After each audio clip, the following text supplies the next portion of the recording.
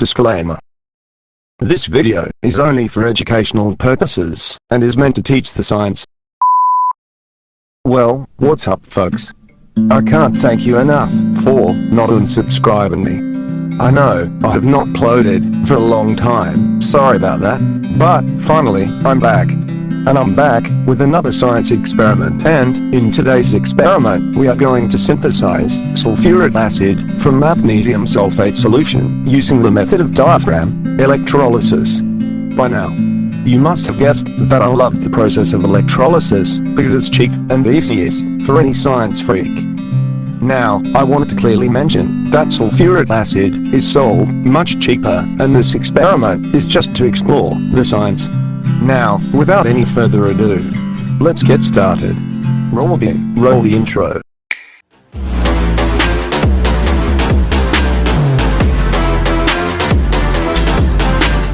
Materials required are a plastic container as reaction vessel, dihydrogen oxide, commonly called water, magnesium sulfate crystals, a clay cup as diaphragm, my trustworthy AC to DC adapter, anode and cathode, carbon loss must be used as anode, and lastly, 2 litmus strips.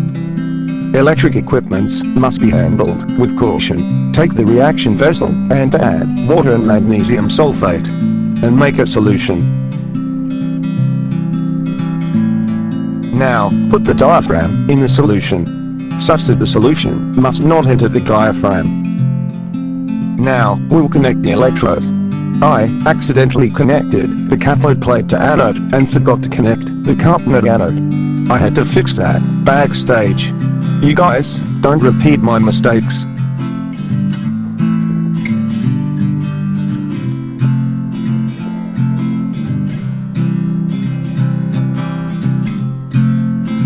Now, put some pure water in the diaphragm and turn on the power supply, and it's done. As you can see, the water at the diaphragm has become black.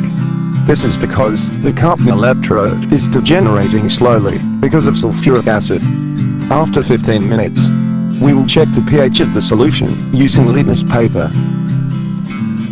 As you can see, in the outer chamber, the litmus turns blue due to the production of magnesium hydroxide. However, in the diaphragm, the litmus turns red due to the production of sulfuric acid. You can clearly see the color difference. In the reaction vessel, what's left is magnesium hydroxide, some sulfuric acid that had leaked from the diaphragm, and some dirt. In this glass container, I've kept the clean and filtered acid.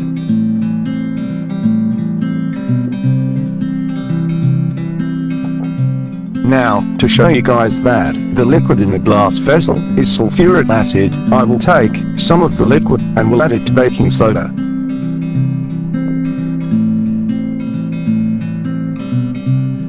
As soon as I added the acid, carbon dioxide bubbles started to form, proving that the liquid is acidic.